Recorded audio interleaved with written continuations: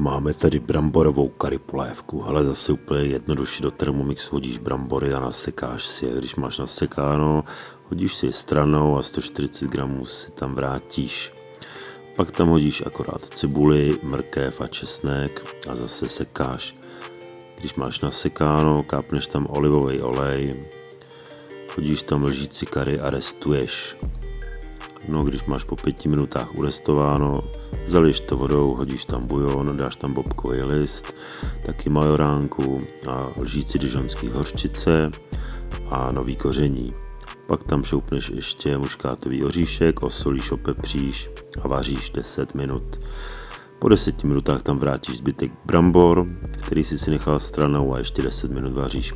Pak to akorát zakápneš smetanou a necháš trošičku povařit. No a máš hotovo, servíruješ se smetanou a s petrželkou, hele, a je to vynikající.